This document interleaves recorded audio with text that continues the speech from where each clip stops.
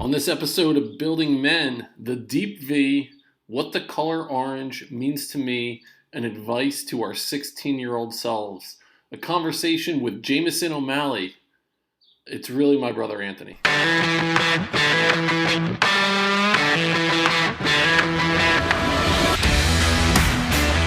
Welcome to the Building Men podcast. I'm your host, Dennis Meralda.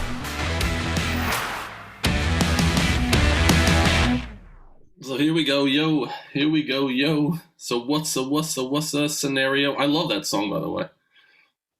I heard that the other day, and I had to sing along with it. Yeah, it's a good one.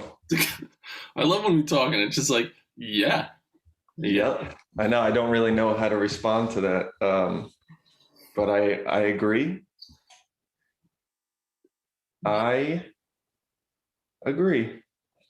I'll just do a quick intro. So welcome to the Building Men podcast. My name is Dennis Meralda. I am joined once again, as we're going to continue to do every Friday or so, right around Friday, we're doing this, by my younger brother Anthony. And Building Men is geared toward helping you become the strongest version of yourself, mentally, spiritually, emotionally, and physically. I just started this the video of this. So for those of you who are just listening on audio, you have to do yourself a favor and go check this out on Instagram. As I mentioned, as I turned on the Zoom, Anth, I didn't want to talk to you before we started recording this because I wanted my reaction to be, an authentic reaction. I didn't want to be scripted. So for those of you listening at home who can't see this, I'm going to describe my brother's appearance right now.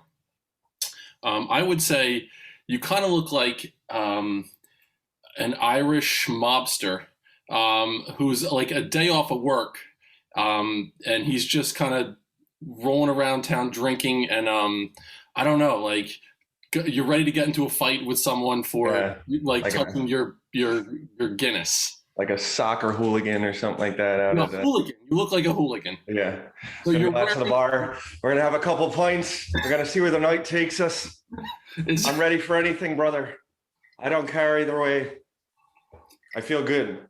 You look good. I mean, it's a deep V. Did you notice that? As deep. Well, those are buttons that are unbuttoned, right? How many?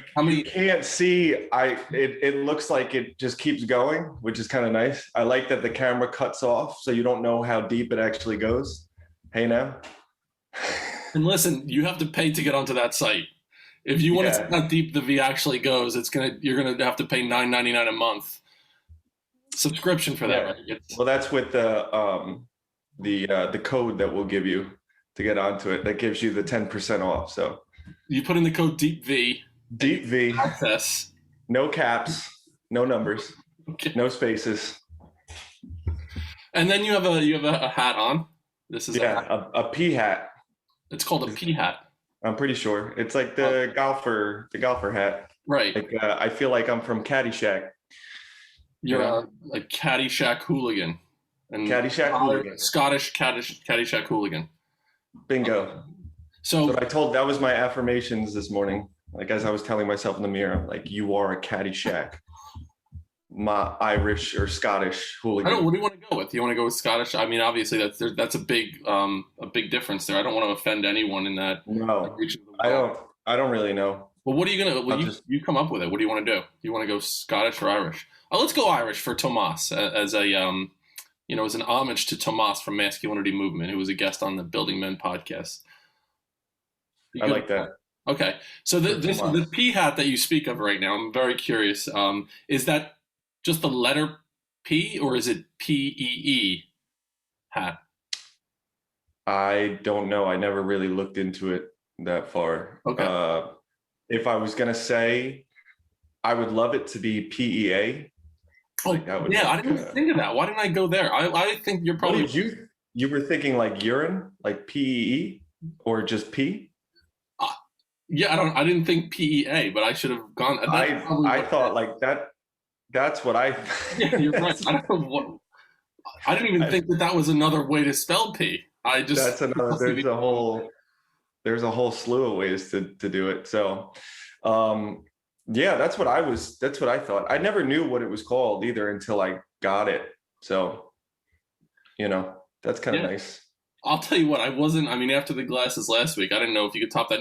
Now it's a thing. Now this is a thing where every week is something new. I knew I was like inviting this in when I put this on. I'm like, I am going to, it's like when you go all out one Christmas for someone and you get them like this awesome gift. And then every year you have to kind of one up that gift they're expecting. You set the bar so high. So I knew when I slapped this on, I was like, all right, so now every single time I got to come with something. I can't just show up, regular old Anthony. That's part of the nuance to what we're doing here. That's going to draw people in my opinion. So the PEA Irish hooligan look is today with a deep V. And don't forget that code, deep. You'd have to type in the code deep V. We'll put that in the show notes. Deep V. Yep. The deepest.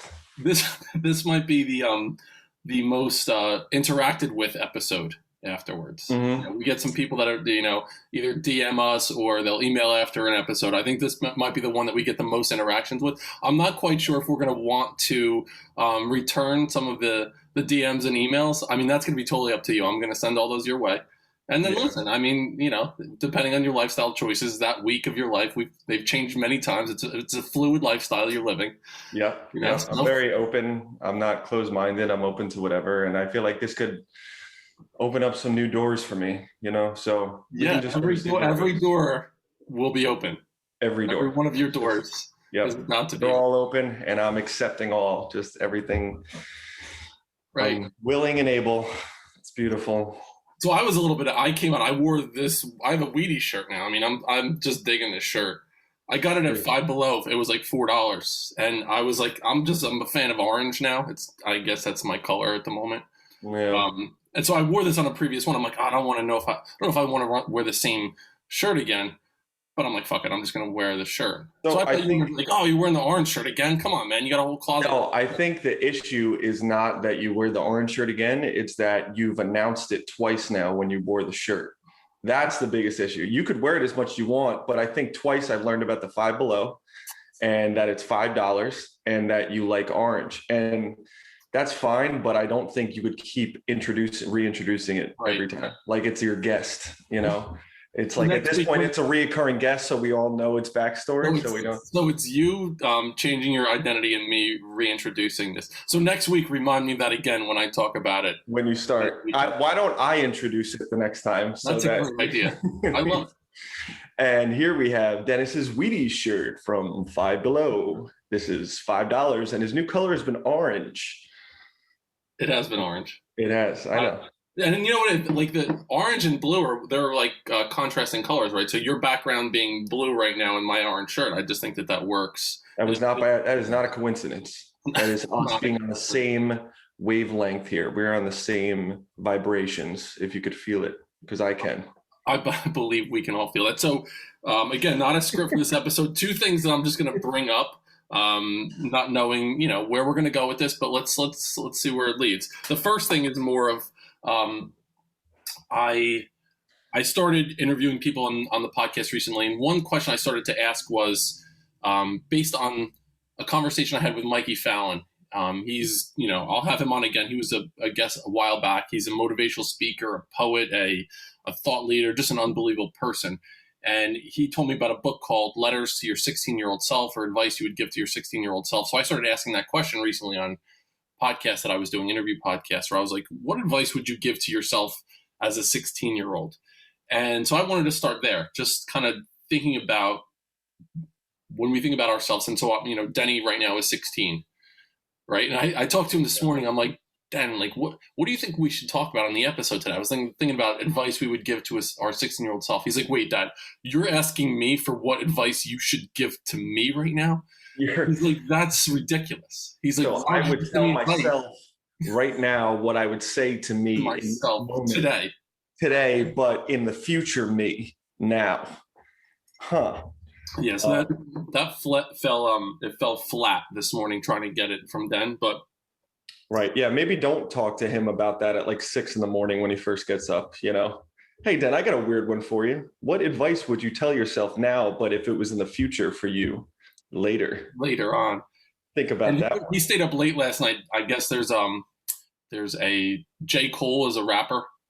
And he just dropped his album at midnight last night. And so he dropped it. That's what it's called now. Dropping the album. So J. Cole dropped an album last night. I asked Greg the other day, I said, Greg, do I need to know about J. Cole? Like, for me to be in touch, do I need to know about this guy? And he's like, nah, man. Nah. No, bro. Just let me handle that. You just please just stop. Whatever you're doing, just stop. Hey, Greg, you think I gotta learn about this Mr. Cole guy? I heard he's dropping beats. Right, Greg? Dropping something. Something was dropped the other day, and I'm pretty hyped. Like, bro, you need to drop that shit right now. Yeah, Dennis, I'm gonna need for you to stay in your lane. Yeah.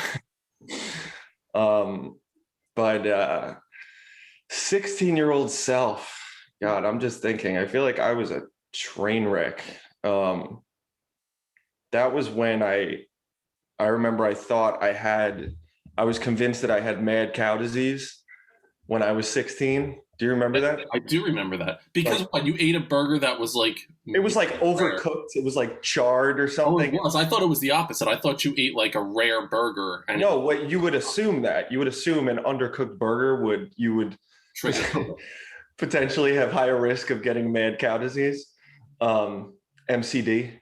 That's what they call it in the industry? I don't know. It just sounds more legit. Yeah. But I learned about it in like science class when I was in like 7th grade. And for some reason, it like reappeared in my life at 16 when I had that burger.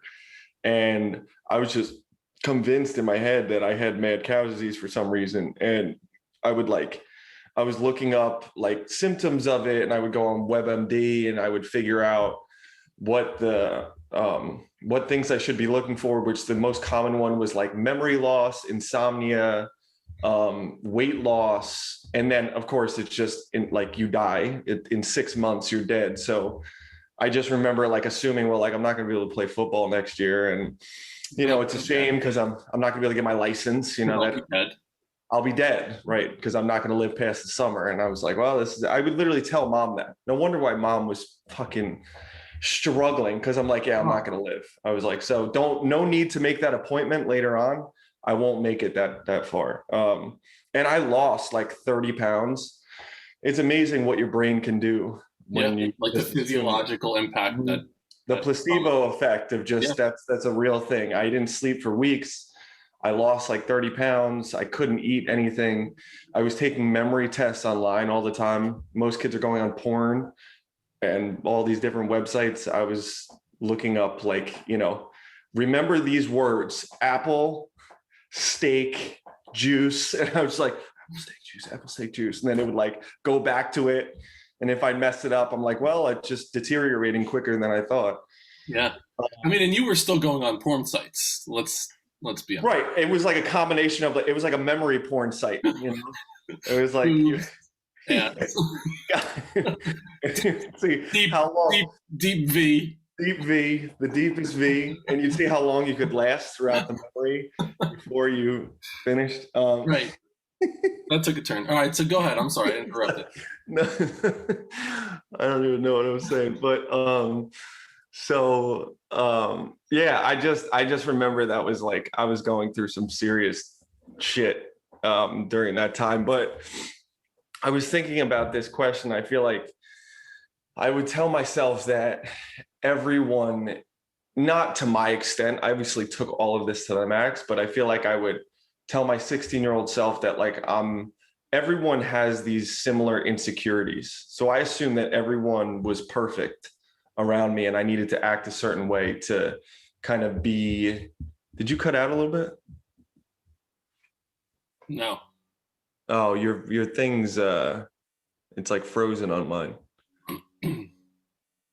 God damn. How far are we in right now so I know when to cut it up? So like 14 minutes in, I'll have to check it out. All right, I just got you back. It just you were kind of paused there. But so I feel like I would tell myself when I was 16 that everyone has similar insecurities. Like no one is living their perfect life. And I looked at all these people who had something that I didn't, or who I thought were cool, or they were like, they had everything I didn't, and I needed to aspire to be like them. And I would be so like overly concerned about what other people thought about me all the time.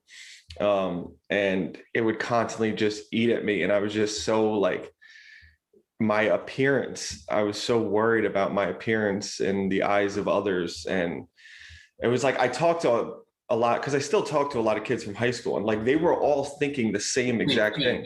We all had the same thoughts, but like I thought I was the only one thinking this. I was the only one who was struggling with this. And I find out later, because I finally opened up my mouth and spoke about it a little bit, that other people were going through the same thing. But I tried to, like, I would never wear it on my sleeve, or I would never be vocal about it, because I just wanted to put on this act like I was totally okay and I was fine and I was collected and I was calm. Yeah.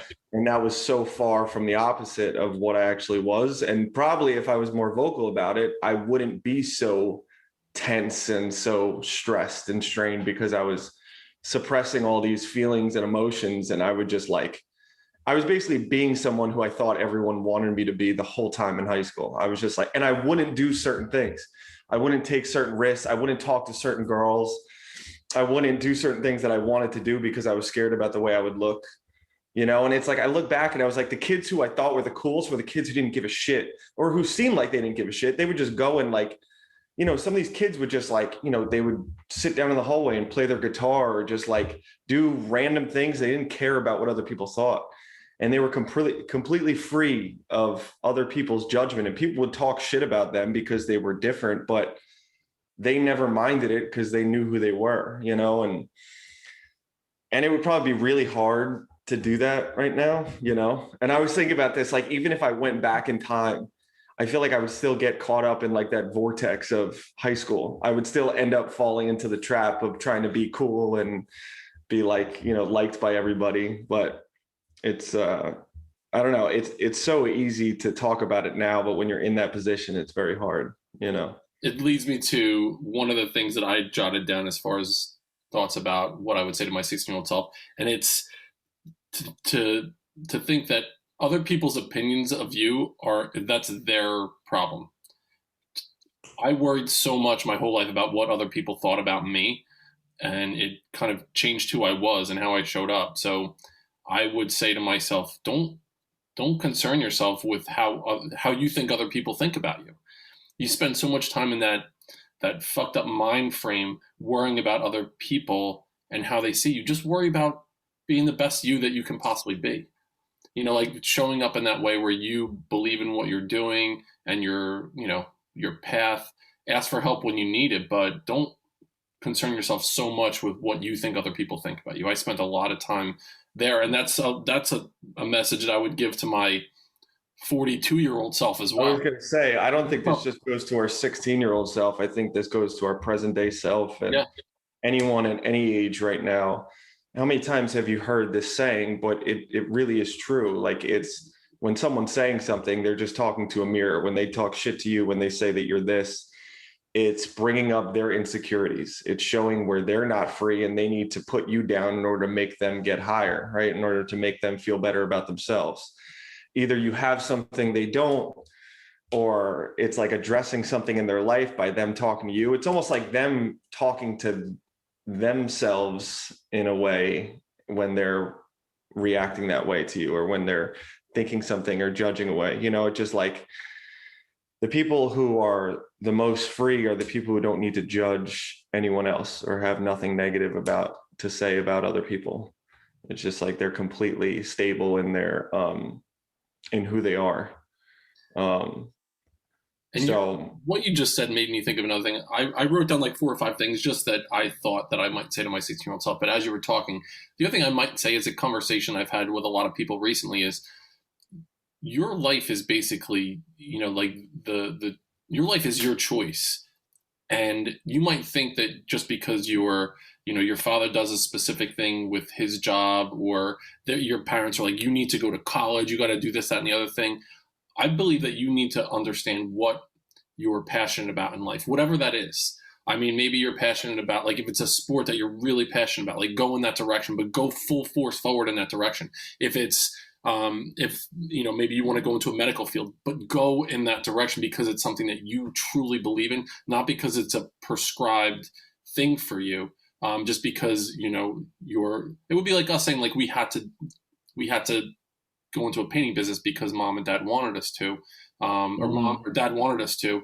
That's not the case. It's like whatever your passion is, like be confident enough to follow that. And at the time, it's this is going to crack you up.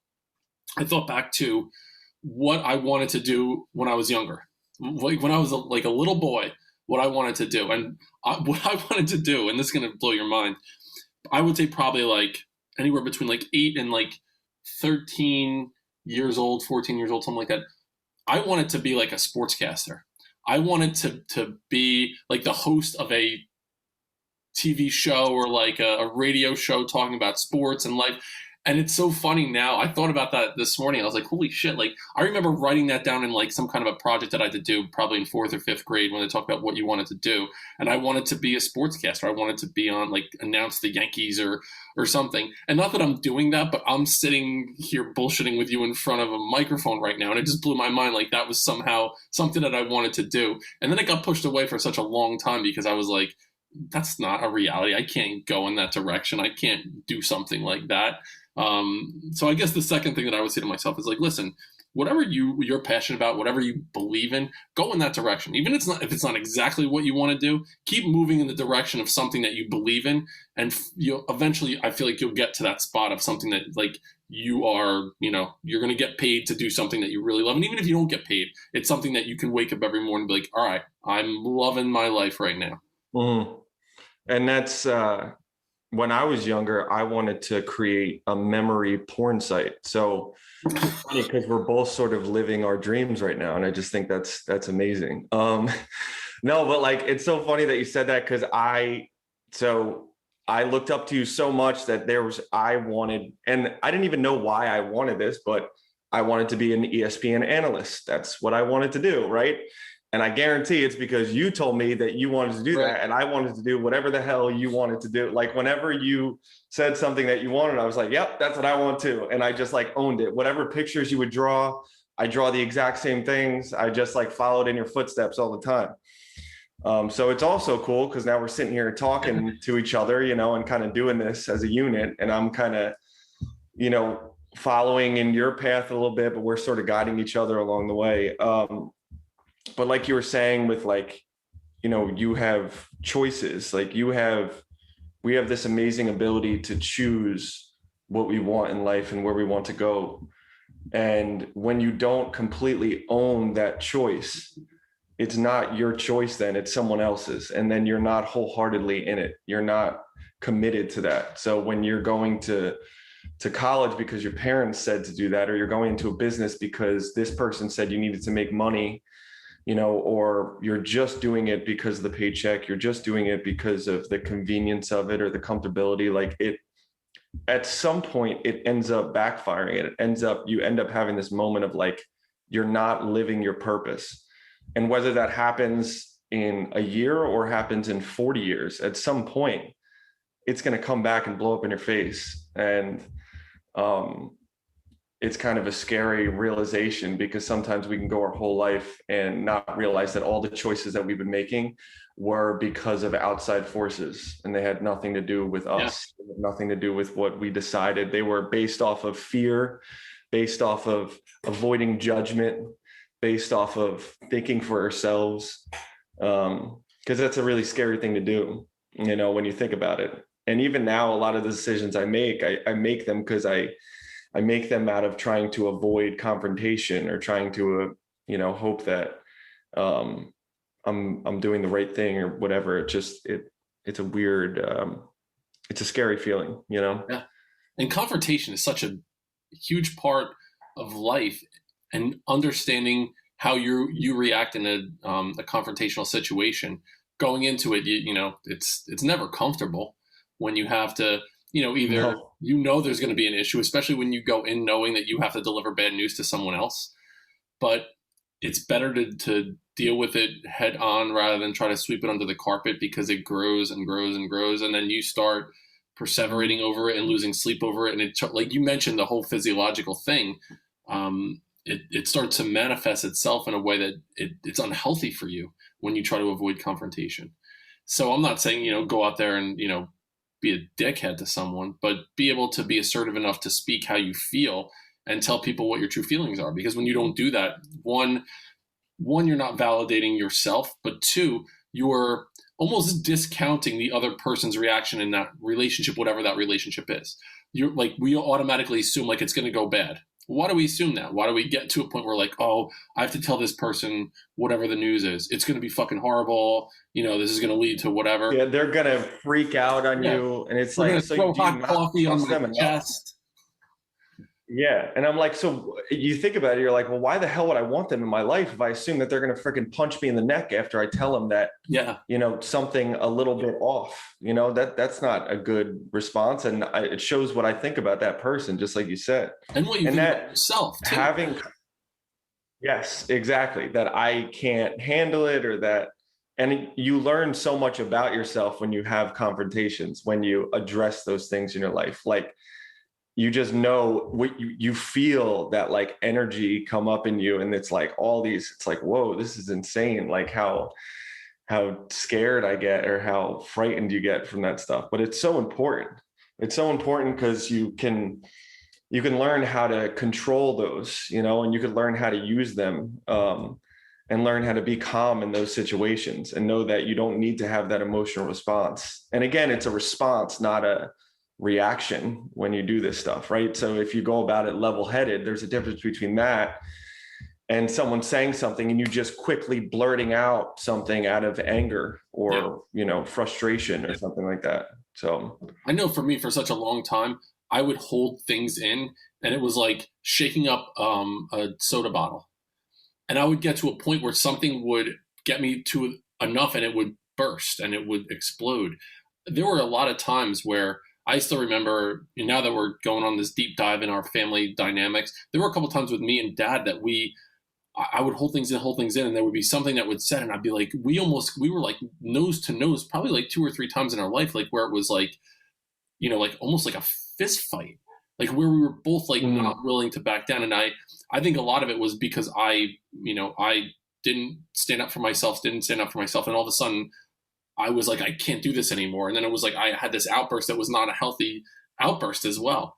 And it just, and those were like experiences in my life that I can recall very vividly, and how I felt during, and then how I felt afterwards. And then after there was that like emotional outburst, there was this like a pouring out of like, I was like so emotional about it. Like I remember one was down in Lavalette and we got into an argument. We were like face to face. And after like, we never like got into any kind of a physical thing ever. But I walked for like 2 hours, like crying about the experience. Like because I let my emotions build so much that they just fucking burst out. And it wasn't healthy at all. Like I should have been like, Dad, can we talk about this? Incrementally along the process rather than letting it get to a point where it just exploded. And I'm so happy that that nothing like that ever happened. Right. Because we're both kind of cut from the same cloth. Like Dad, as he grew up, he would fight a lot. He would get fist fights a lot. And I remember hearing the stories and feeling like I needed to do that too. Yeah. Yeah. And that's what the biggest ones would be with family. Like his brother would be the ones that he would get into the most brutal fist fights with, like literally trying to fucking kill each other. But that was a way of asserting masculinity and dominance and showing that you're a man, right? Is to fight. Dad would always say, throw the first punch, don't wait. Like if you're going to get into a fight, be the one to be the like aggressor in that situation. That's what he would always tell me. In case I got into a fight, it's like, don't wait, hit him. So, and like, obviously there's better ways than just punching somebody in the face. But it's funny how like you avoid the confrontation to end up having it build up and be way worse later on versus if you just addressed it as you were feeling something. You felt some type of way because Dad said something, or he didn't let you do something, or he was just being some type of way and made you feel something, and you could address it right there and be like, hey Dad, what was that about? And it would have just been done with right there, and then you could have felt better versus you swallow it the whole time. and all of a sudden it explodes. And then it ends up being way, way more detrimental than it ever could have or should have been, beforehand. Not only do I want to have So, Dad on, and like both of us interviewed Dad, I'd love to talk to Dad and Uncle Nicky to talk to them about like if they're ready to do that. I mean, that would be like a deep therapy session to get into that. But there's so many stories about their upbringing that I would love to explore. The other thing I just thought about was not only in confrontation in a physical way, but just even in a relationship kind of advice that I would give to myself is like don't be afraid to just speak your truth in a relationship. It's funny, dating Julie has been such an eye-opening experience for me because it's so the way that we communicate is so healthy. Whenever there's something that just seems a little bit off, we just talk about it right then and there. It doesn't ever build. It's like, you know what? That didn't feel good because of X, Y, and Z, and we're able to work through it because obviously we both have our own shit, our baggage from our past lives, and as things come up, it kind of your mind immediately goes back to a situation that you might have experienced 10 years ago, 5 years ago, whatever, and your mind kind of tricks you like that's going to be the same thing that happens again. Well, it's not, because it's that you're a different person today. There's this old saying like a man can't walk in the same river twice because he's different and the river's different because of all the water passing through it. So just because you experienced something previously doesn't mean that that's going to be the same way it happens again. So being in a healthy relationship where we can kind of work through things and talk through things if they seem a little bit off, it's amazing. And once you're able to do that and not be afraid to just be like, hey, I don't agree with that and here's why, or I'm not interested in doing that and here's why, instead of being like, okay, I'll just kind of go along with it. That's such a weak way to be. And just being, having that sense of strength and, kind of integrity, like I'm going to just speak my truth. This is exactly how I feel. I just feel in such a healthier mindset now in that relationship. I don't know if that made sense. Yeah. Like how it. No, it does. And it's that self-integrity that you need, right? So integrity can be looked at like doing the things you say you're going to do when you're going to do them.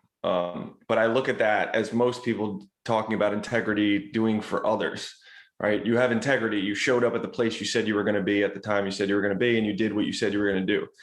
But then we break those promises to ourselves all the time.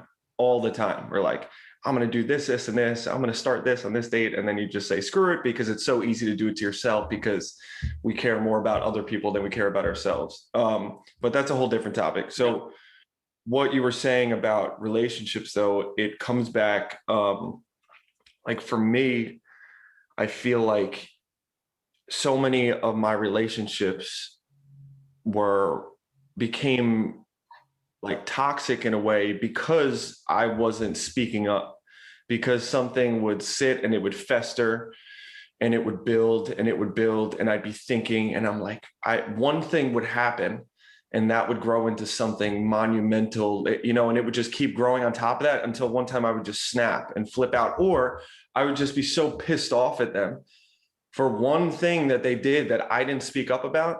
And it would keep bothering me. And then everything they did would bother me because that one thing bothered me. And then I would be bothered by myself because I wouldn't say anything. So now I feel guilt, shame, I'm angry, I'm all this stuff, all starting from like, I don't know, again, I'm thinking back to when I was a teenager and they would like go to a party and not text me or something. And that would turn into something for me, like judging their character and them being bad people. And then what I would do is I would just, rather than addressing it, sometimes it would come up in like an argument. But other times I would just break up with them. I'd just be like, yeah, I'm done. I don't want to do this anymore, because I didn't want to address it. I always had avoidance, right? So I would just be like, rather than me stepping up to owning up to what I was feeling and saying that it's okay that I felt that and trying to talk our way through it, I would just get out of the relationship. I'd just be like, I'm done with this. And then what would happen? Since I didn't address it, it would show up in next relationships. Because it really comes back to you. It comes back to me. It comes back to who you are as a person. And you are going to keep showing up in every relationship because you're always a part of it. So if you don't address all these demons that you have and all these things that you're working on, then no matter what, they're going to come up at some point if you don't speak up about it. And then the other thing I was going to say is like you were telling you, how you were saying before, like the things that you tell yourself or what happened to you previous, right, ends up showing up later on. And it's like, we base our life off of our stories that we tell ourselves. So like our life is based off of like a handful of stories that we've just lived by, right? There's probably stories that you could tell that are like significant moments in your life that you just assume shapes who you are. So like, and I was writing these down the other day. God, I came up with like 30 and like experiences and like ones that aren't, let's say, the best experiences. So think about like some experiences that you had that are maybe like they're vivid and clear in your head, but they're not the best that happened to you. And then all of a sudden they made you assume your identity. Like a story that happens is linked up to who you are today, which really is not who you are at all, because the only person that you are is right here in this moment.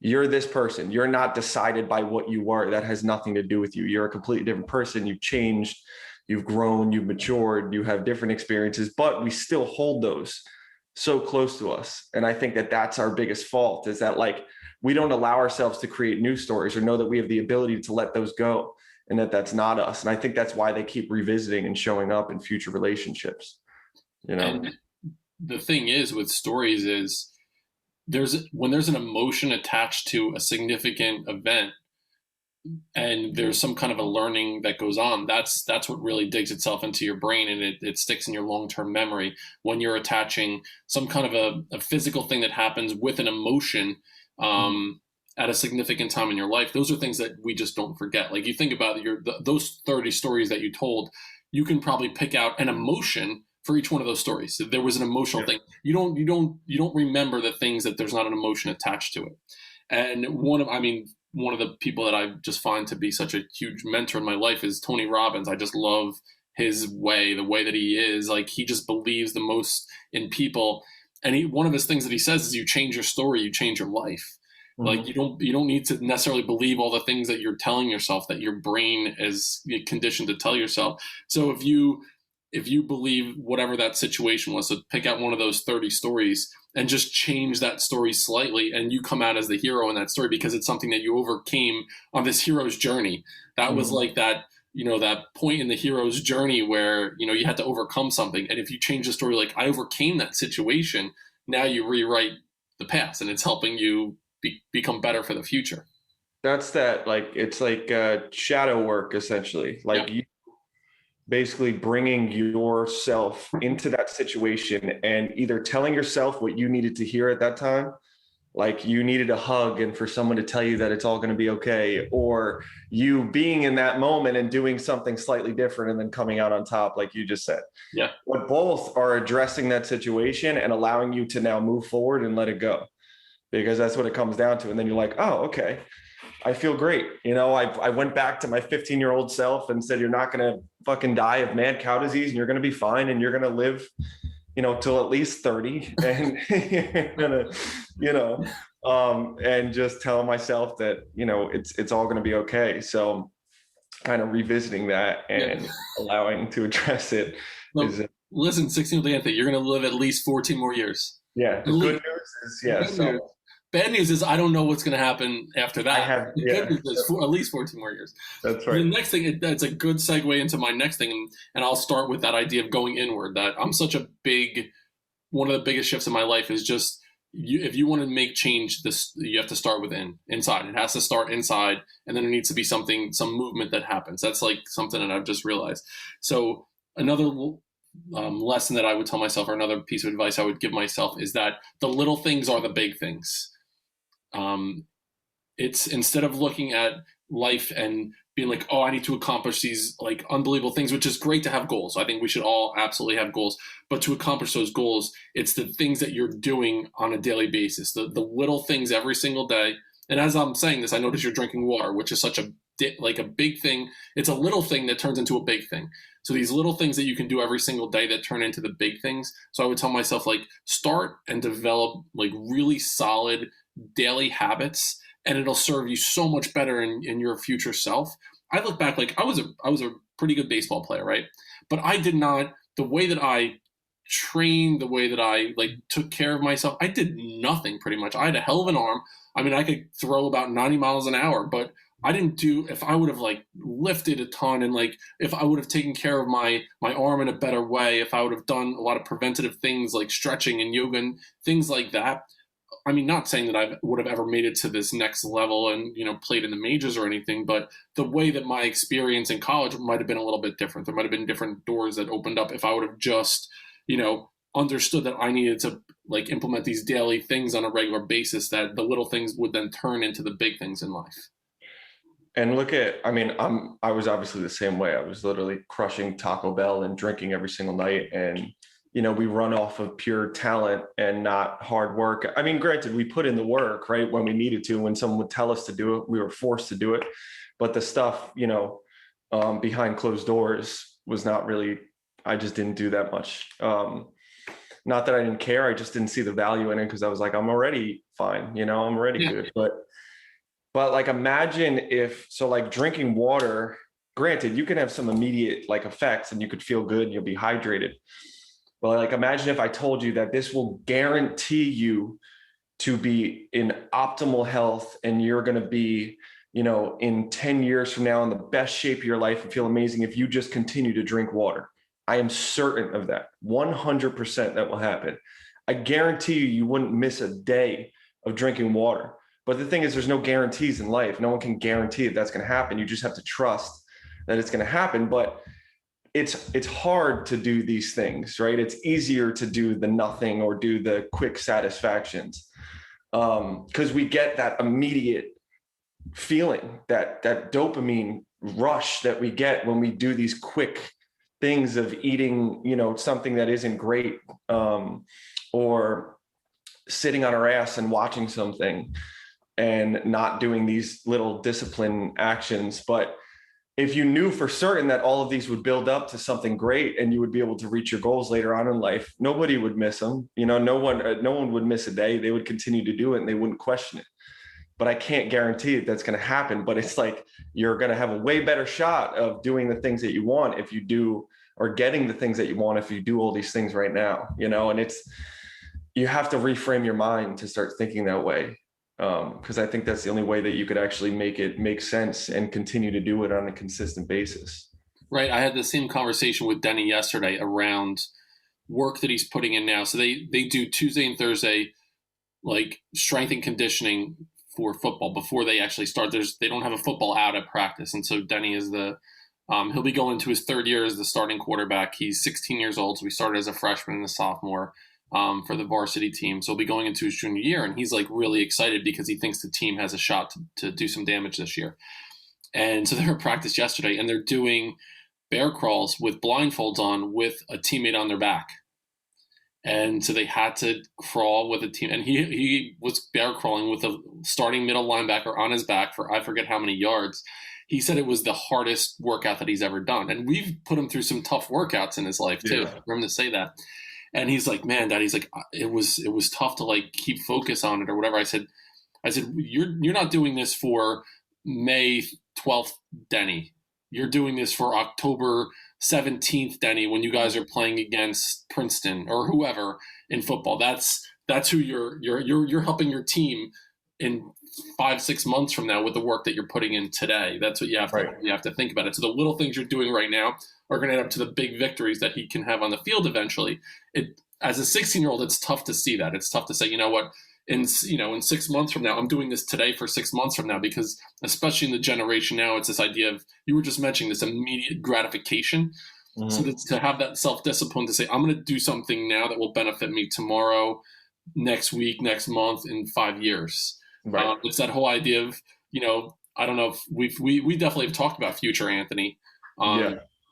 On the podcast in previous episodes, and future Anthony was he was the guy that was he was out at the bar at midnight, and he was ready to roll. Future Anthony didn't give a shit about and I wouldn't have to I would have President Anthony didn't give a shit about future Anthony. That's what it was. Right, President. Yeah, he didn't give a crap about what was happening. It was about getting drunk and doing whatever and eating whatever, and it didn't make a damn difference in the world. And I would have to work with Dad the next morning at 5. We would have to leave, and I was out, and it was 2 a.m, and I'm like, fuck it, I feel great. I feel like $1 million. This is awesome. I'll be fine. Doesn't make a difference. Yeah, it sucks, but whatever. I'm feeling good right now. Your line was always like, yo, bro, you got to get to bed. He's like, that seems like a problem for future Anthony. Yeah. That seems like a future Anthony problem. Yeah.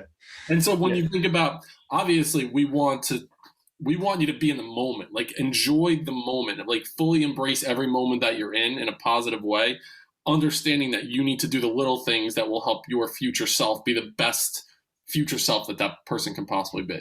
If you look at like, if you picture who your best self would be, like who is the greatest Dennis out there? What does he look like? What does he act? How does he act? What are his strengths? What are his weaknesses? What are the things that make him amazing? And then you put that Dennis in the now. What would he do in that situation?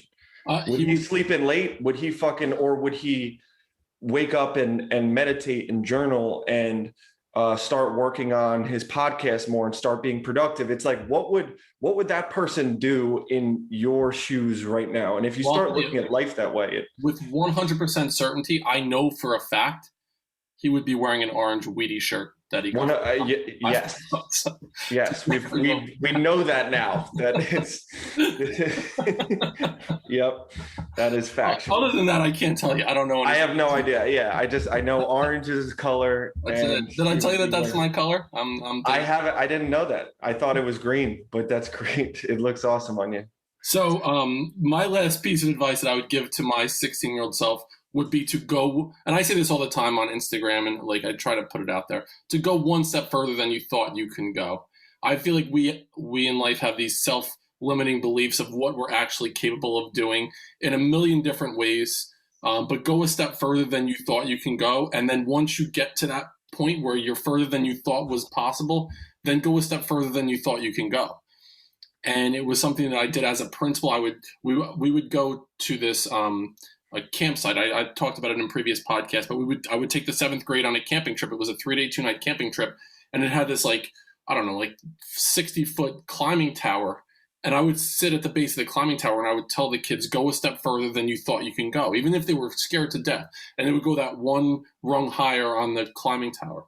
And I'd be like, well, go a step further than you thought. And like, I just did. I'm like, well, now you got to that point. Like, go a step further than you thought you could go. Yeah. And a lot of these kids that were scared to death of climbing, now they're at the top of the climbing tower. And just to see the level of like accomplishment, and they did something that was not possible to them 5 minutes ago. It was one of the most rewarding things I've ever got the opportunity to experience in my life. And seeing kids, 12, 13-year-old kids that did that and they were able to accomplish that.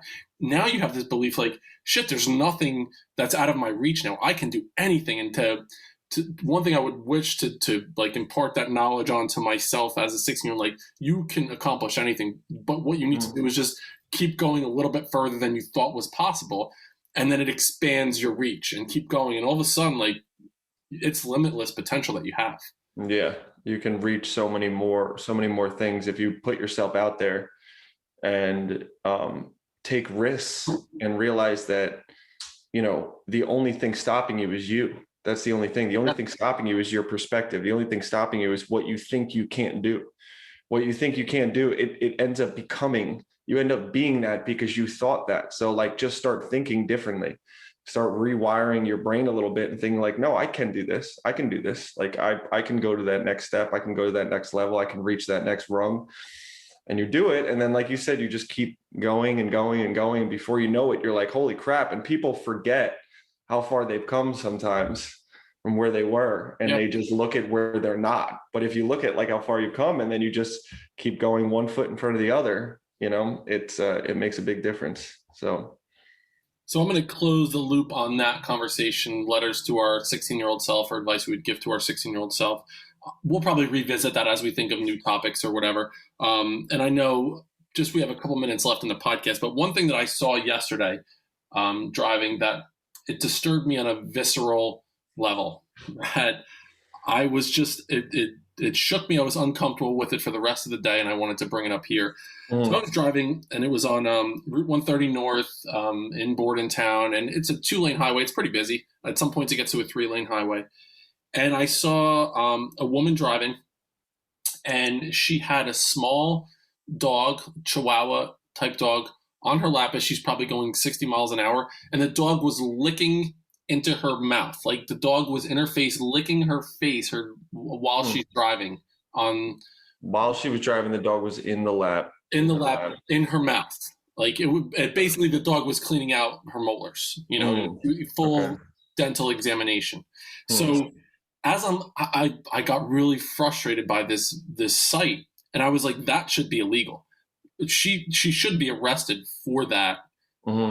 It's not safe. I mean, you think about the people that are driving and texting, or the people that are driving that are distracted. And this woman had a dog inside Driving with a her mouth. dog in her mouth should also be specified in things that you can't do. It just visually, I don't think anyone I wants to can't not see. see it.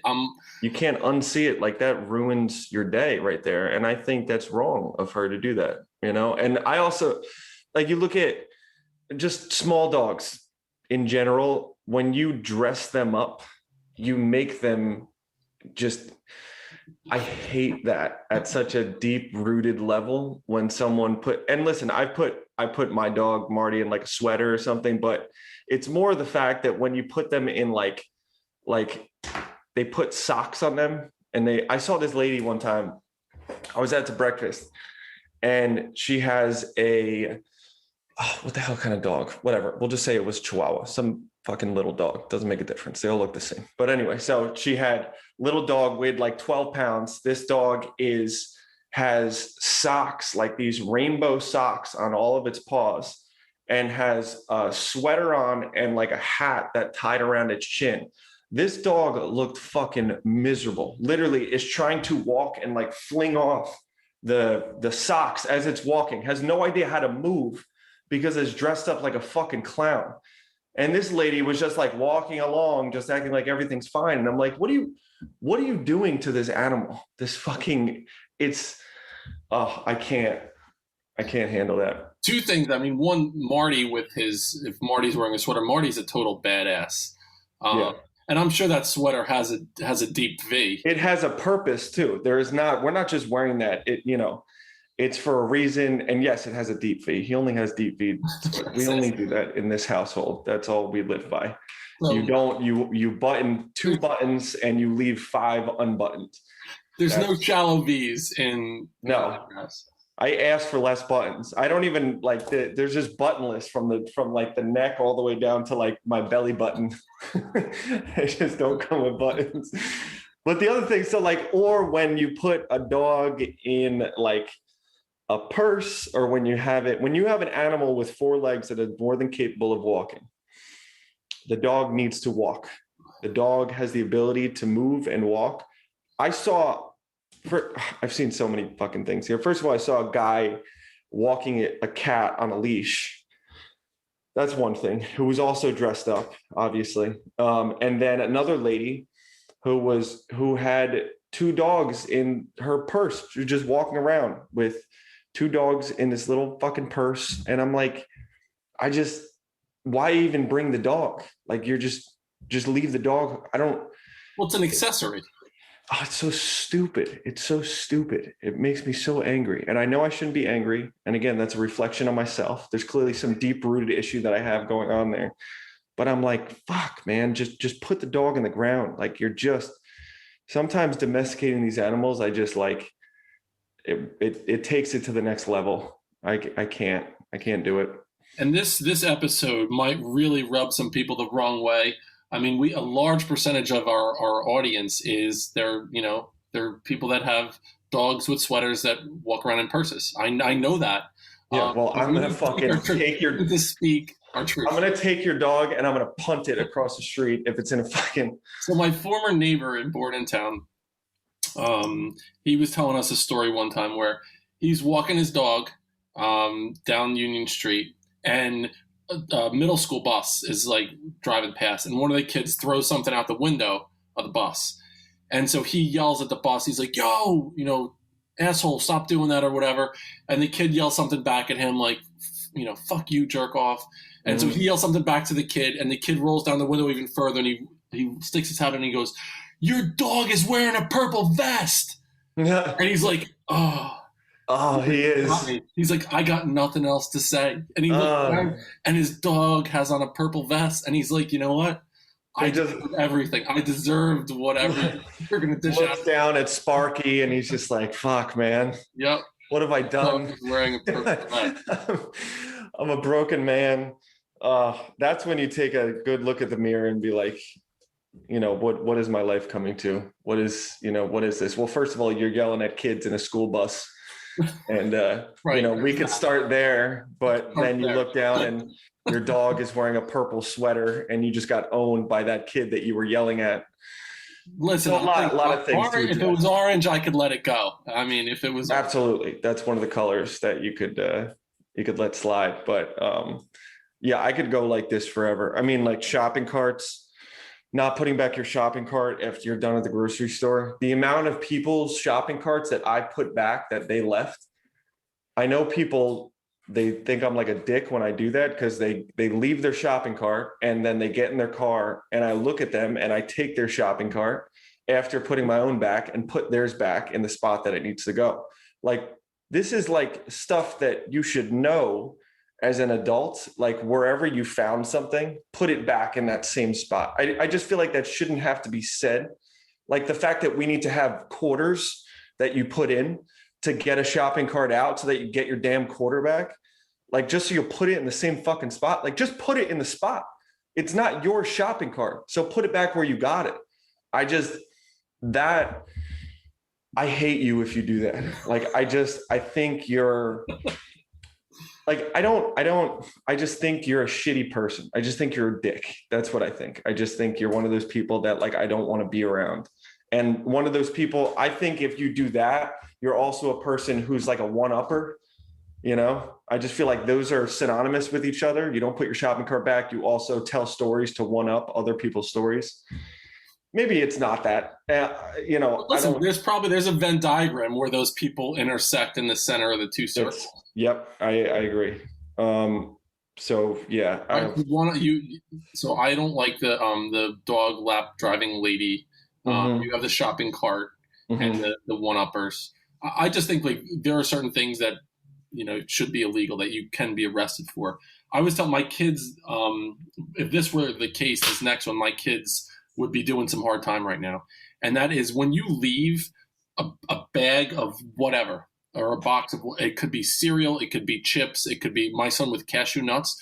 When there's like a half of one of the things left and then like a dusting of crumbs, and you put that bag back or the box back or whatever back into the cabinet, and people that see it, because of the air that accumulates inside it, like it looks like it's a full bag of something, or at least there's a substantial amount that would sustain someone for a period of, and you go to grab it out and you open it up and it's like, you hear crickets and then there's like a little fucking dust that puffs out. I'm like, are you kidding me right now? Like, why did this happen? And I'm like, to my kids, we can't live like this. I can't live like this anymore.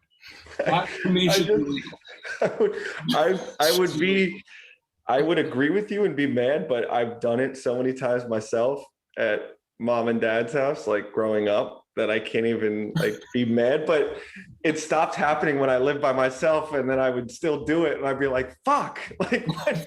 I go in, and I was like, "What am I doing?" Like, I would put it back in there, and it would be like, it would be an empty bag that I had or food that there was just a little bit left. And I'm like, and I would, the whole day, I'm like, oh, I can't wait to eat that. And then I go in and it's not there. And I'm like, why don't I throw this? It was me. Who was doing this? You asshole.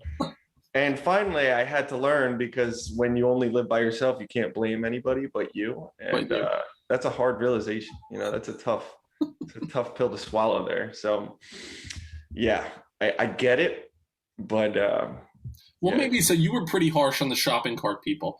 Maybe, maybe we need to give them a little grace right now, and they need to understand the error of their ways and, have an opportunity to change that behavior, knowing that there are some people out there that really are passionate about that. And the whole thing with the food being left in the bottom of the bag or whatever the case, I think that there's a whole psychology thing around that. My kids, it's just really disrespectful. But I think for an adult, maybe you don't want to finish it. Maybe there's like a level of shame if you ate the whole bag of Totino's pizza rolls, that you just feel like a piece of shit. So maybe if there's one left at the bottom of a bag of 72, that maybe you don't feel as bad finishing off. I don't know. There's some vibe there.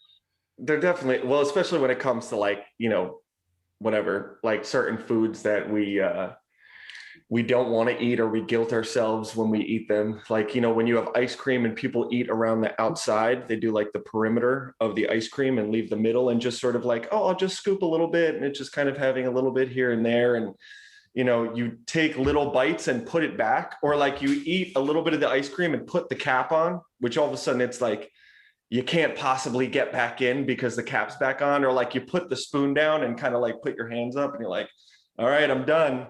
That's it. But then you find yourself 30 minutes later doing the same thing. It's like subconsciously. I could do a whole episode about my unhealthy relationship with ice cream. I don't want to but I'll tease this out because I want to do an episode just about this, because it's a psychological dive. I would never make myself a bowl of ice cream. I would go into the kitchen, get bowls of ice cream for everyone else, put the whipped cream, and I would do it up like with peanut butter and fudge on the top or whatever. I would never make myself a bowl of ice cream, but I would as I'm making the ice cream, first I'd skim the lid because there's some good shit going on there. Right. I really like, so I would skim the lid and I would eat that because there's no calories if it comes from the lid. That's what I read that. And then as I'm making the ice cream, I would take a couple scoops. I would never make myself a bowl of ice cream. I wouldn't allow myself to go and sit and enjoy a bowl of ice cream. But as it's like you were you're just like, I'm just gonna have a little bit here and there, and it's not gonna count. And because if you put it in the bowl, then you're having ice cream. You're eating it, and that's not good. That's bad. But if you just have a little schmutz, little bit here and there, you just go in, kind of get your lips a little wet, get the feet wet, and then all of a sudden, before you know it, the whole fucking thing's gone. You hate yourself after. And it's like, so if you just went in, for people eating ice cream, eat the fucking ice cream. Eat it and enjoy it and love the ice cream and have a good time while you're eating it. Don't shame yourself when you're eating the ice cream, because now not only you're not enjoying it, but you feel like crap, and you also feel bad afterwards, and you're not in the moment when you're having the damn ice cream. Right. It was there's a lot of shame associated with it. I'm not even kidding. Like, this is that's why the whole therapy session. The fact that we link foods to good and bad food is so terrible, because again, like you just talked about, when you link an emotion to something, it has way more meaning, right? So when you look at a food that it's bad, now you're resisting it so like wholeheartedly, and there's so much emotion linked to that it's like, it's causing so many more problems than it doesn't need to, right? It's just like, we could talk about food forever on here, and just, it's so sad what that has done to our society in a sense, and how we look at it and how we demonize it or put it up on this pedestal, or assume this means this or that means that, or you eat that and you're this, or this is bad and this is good. It's like, just fucking food. It's food, and food is amazing, and it's a way for us to connect, and it's awesome. And you also don't need it in some cases, it's like, so I don't know. We could go really deep into that, but yeah. I definitely want to revisit that on a future episode. Maybe it'll be more around like our psychological connection to different things that should not have an emotional response. Like, there's something there. We could talk about it, but I definitely the psychology of food, and I think that would. And you're brilliant in that area. So I'm always interested in. I try to create clever titles to our podcast together when we do like our Brothers Building Men podcast. I like to come up with creative titles. So my working title is, and I just wanted to get your thoughts because we'll mess around with this. I'm going to try to publish this. Today is what, the 14th of May? I want to publish it today. I'm going to put it out today so we can get that immediate gratification of our experience here together. Yeah. But I mean, it has to start with the deep V. That's what I was thinking. Yeah. Okay, deep V. I was thinking like the deep V, the orange shirt, and advice to our 16-year-old self. Yeah, that's good. Is that good? Deep V. I don't know if I want to put the orange shirt in, because then I can't talk about it. I can't title another episode the orange shirt. I don't know if I'm right, if I want to do it. I mean, you can honestly just always, whenever you wear it, put the orange shirt in the title of it. It's like the deep V, what orange means to me, and advice to our 16-year-old self. I need to write that down. The deep V, the orange, what orange means to me, and advice to our 16-year-old self. I love titling the podcast episodes now. I get a kick out of like trying to listen back and like, let me pull out something that sounds interesting. Most of it is utter nonsense, especially when we're talking together. But I make it so easy for you when I have on these outfits. I feel like we can always, the first half of our thing is just trying to dissect why I put on what I did and what it actually means, what the science is behind what I have on. It's like when Cam Newton does a press conference after a game. Yeah. It's kind of the same thing. I know. You have like this alter ego. Yep. I enjoy it. I'm going through like all my outfits and deep in the archives and pulling things out. It's exciting. So today was what, Seamus Finnegan? Who were you today? Was that Yeah, I guess Jameson O'Malley. Jameson O'Malley. That's good. I don't know. I feel like it sounds. There's probably so many Irish people that are like, dude, not all of us fucking. You asshole. You fucking bastard. You dirty son of a whore.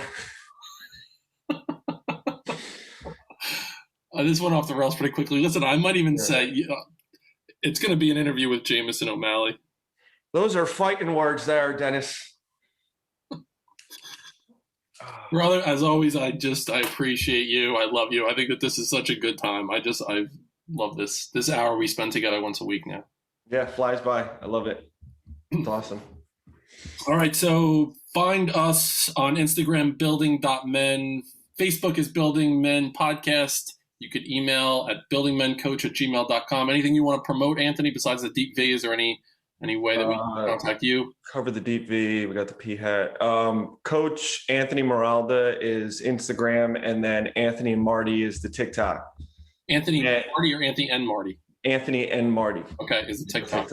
And Marty's up to some really cool stuff on TikTok. Yeah, he's awesome. And your Australian accent is really good. Is that Australian or New Zealand? What do you? I wouldn't call it Australian. It's more like the Croc guy. What's his name? It's like a Steve Irwin type. Don't do that yet. Let's do that next week. We can do that. And we got to do Wisconsin and Australia next week. Yeah, we got them coming up. Listen, before you know it, you're going to have the whole world. I know. I got it all covered. Everyone hating me for fucking putting them into this small little category of what they think, what I think they sound like. And what I want to do eventually is I want to have an interview where the whole episode is I'm talking to Tom Costigan, Tim Novak, Jameson O'Malley. See, the hard part about that is I have like 5 words I could say really well, and I just base a conversation off of that. So it's like that's what makes some of the things difficult. But I mean, I'll do it. I'll just some of them, all of a sudden a different accent might come up, and you're like, wait a minute, what the hell was that? Listen, it's just flow state. That's right. I know. It's gonna be fine. It's gonna be great. So all right, so that's our episode for today. Thanks for listening, and we'll see you next time on Building Men.